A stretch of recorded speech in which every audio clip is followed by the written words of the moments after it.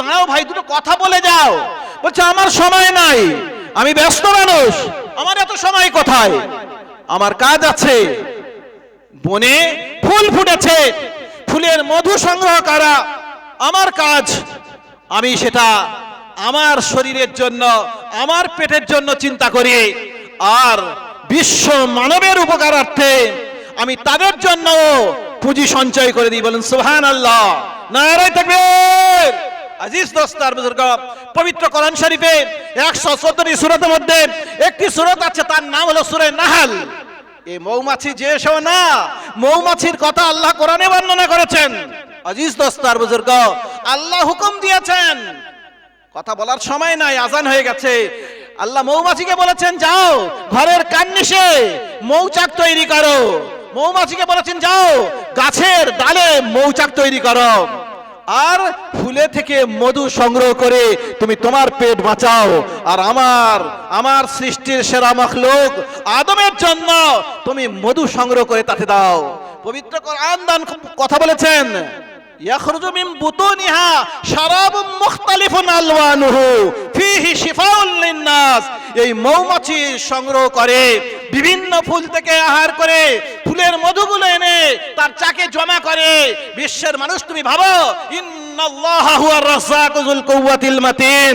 আল্লাহ সুবহানাহু ওয়া তাআলা বিশ্বের সৃষ্টির সমস্ত রুজির দায়িত্ব কোরআন শরীফে 12 নম্বর পারায় আল্লাহ ঘোষণা করেছেন, সকল সৃষ্টির যাদের রুজির প্রয়োজন হয় তাদের রুজির দায়িত্ব আমি আল্লাহ স্বয়ং নিচ্ছি। বলুন সুবহানাল্লাহ। আছে দলিল কোথায়? পবিত্র কোরআনের 12 নম্বর পারা খুলেন আর তার হেডিং এ দেখেন, সেখানে লেখা আছে ওয়ামা মিন দাব্বাতিন ফিল আরদি ইল্লা আলাল্লাহি রিজকুহা। আল্লাহ বলেন যাদের খোরাকের প্রয়োজন আছে আমি আল্লাহ সুবহানাহু ওয়া তাআলা তার খোরাক তৈরি করে আমার কাছে রেখেছি। প্রশ্ন, তাহলে পাই না কেন সময় মতো? আল্লাহ বলেন ওয়ামা নুনাজ্জিলহু ইল্লা বিকাদারিম মা'লুম। রুজি কোথায় থাকে? ওয়াফিস সামাই রিজকুকুম মা তুআদুন। তোমাদের রুজি দেওয়ার ওয়াদা করেছি আমি, প্রতিশ্রুতি দিয়েছি আমি, আর সেই রুজিগুলো আসমানে জমা করে রেখেছি আমি। তাই গাভী জবাই করলে দুধ পাওয়া যায় না, গাভীর থান দুইলে দুধ পাওয়া যায় 10 কিলো 15 কিলো, গাভীটাকে জবাই করে 12 কিলো দুধ পাওয়া যাবে না। দুধ থাকে কোথায়, দুধ আসে কোথায়? গাভীর মালিককে জিজ্ঞাসা করলে বলতে পারে না। ফুল কবি নজরুল ইসলাম, কবি রবীন্দ্রনাথ ঠাকুর বলে গেছেন, কাল ছিল ডাল খালি আজ ফুলে যায় ভরে, বল দেখি তু মালি হয় সে কেমন করে। আরে মালি, তোমাকে পয়সা দিয়ে আমার বাগানে তোমাকে চাকর রেখেছে, তুমি সারাদিন আর সারা রাত আমার বাগানকে মোনা কাটা করো, কিন্তু কাল যখন আমি এসেছিলাম আমি একটা ডালেও কোনো ফুল দেখি নাই, আজ এসে দেখছি ফুলে ভর্তি হয়ে গেছে, বল দেখি তু মালি হয় সে কেমন করে। কথা থেকে আসে, কুদরতে ইলাহিকে বর্ণনা করেছেন।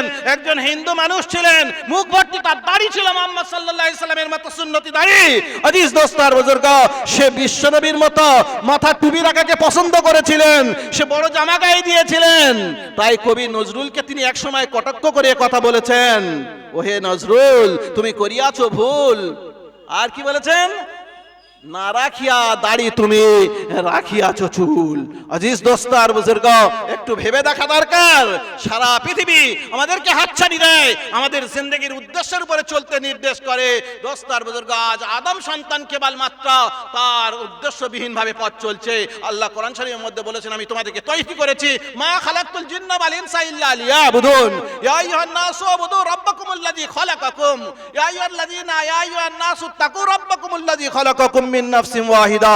বিভিন্ন আয়াতে আল্লাহ বর্ণনা করেছেন, মানুষ তুমি তোমার পথ ধরো, তোমার উদ্দেশ্যকে তুমি অনুসন্ধান করো, করে তুমি তোমার পথ চলো। তাই আমার পূর্বে একজন বক্তা ও হাদিস রেখে গেছেন, কুন আলিমা আও মুতাআল্লিমা আও মুস্তামিয়ান আও মুহিব্বাল্লাহ ওয়ালা তাকুনিল খামিসাল মুবলিসা।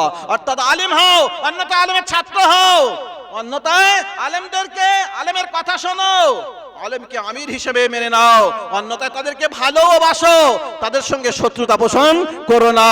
যদি করে থাকো ফাতুহলিকু, তোমরা বরবাদ হয়ে যাবে, ধ্বংস হয়ে যাবে। কারণ আল উলামা ওয়ারাসাতুল আম্বিয়া, মান আতাল আমির ফাকাদ আতানি। বিশ্বনবী সার্টিফাই করে গেলেন যে আমার আমিরকে, আমার ওয়ারিসকে, আমার উলামাদেরকে যাদের ওয়ারিস বানিয়ে রেখে যাচ্ছে তাদের বিরুদ্ধে চারণ করবে, তাদের সাথে না এসে তাদের সঙ্গে তাদের উদ্দেশ্যকে সাথ দিয়ে আর দিনের কাজে মদত না করবে, তো তারা প্রথমপুষ্ট হয়ে যাবে, বাঁচার কোনো রাস্তা থাকবে না। তাই মাদ্রাসাগুলো দাঁড়িয়ে আছে, এ তাবলীগি মার্কাজগুলো দাঁড়িয়ে আছে, আমাদের কর্তব্য হবে ওলামাদের সঙ্গে দিয়ে দোস্তার বুজুর্গ মাদ্রাসার সময় আসে তো মাদ্রাসার পিছনে মদত করে আর মেহনত করে মাদ্রাসাকে উন্নত বানানো, তাবলীগের সময় আসে তাবলীগে দিনের মেহনত করে তাবলীগকে আগে চলে নিয়ে যাওয়া। তাহলে আল্লাহ সুবহানাহু ওয়া তাআলা যে উদ্দেশ্য আমাকে আপনাকে জগতে পাঠিয়েছেন, তাহলে আমরা আমাদের মনটাকে আল্লাহ সুবহানাহু ওয়া তাআলার মতো চালিয়ে দিলাম, অর্থাৎ রবচাহি তৈরি করলাম। আল্লাহ বলেছেন দুনিয়ার সামান্য সময় যদি রবচাহি চলো তো তুমি এরপরে তোমার মন চাহি চলবে, অর্থাৎ আমি তোমার দাসত্ব, আমি তোমার হুকুম মতো চলবো। আজিজ দোস্তার বুজুর্গ তোমার চাহিদা আমি পূরণ করব। ওয়ালাকুম ফিহা মা তাশতাহি আনফুসুকুম ওয়ালাকুম ফিহা মা তাদউন নুজুলাম মিন গফুরির রহিম। পবিত্র কোরআন বর্ণনা দিয়েছে যদি নিজের এই দুনিয়ার জিন্দেগিটুকে রবচাহি চালা যায়, আল্লাহ যেটা বলেছেন সেভাবে পরিচালনা করা যায়, তো আল্লাহ সুবহানাহু ওয়া তাআলা পরবর্তী জিন্দেগিতে আল্লাহ সুবহানাহু ওয়া তাআলা আমার মন চাই, আল্লাহ সুবহানাহু ওয়া তাআলা আমার আশা আকাঙ্ক্ষা আর আমার বাসনা কামনা আমার মনোবাঞ্ছা আল্লাহ সুবহানাহু ওয়া তাআলা পূরণ করবেন। দোস্তার বুজুর্গ এই বলে বক্তব্য শেষ করলাম।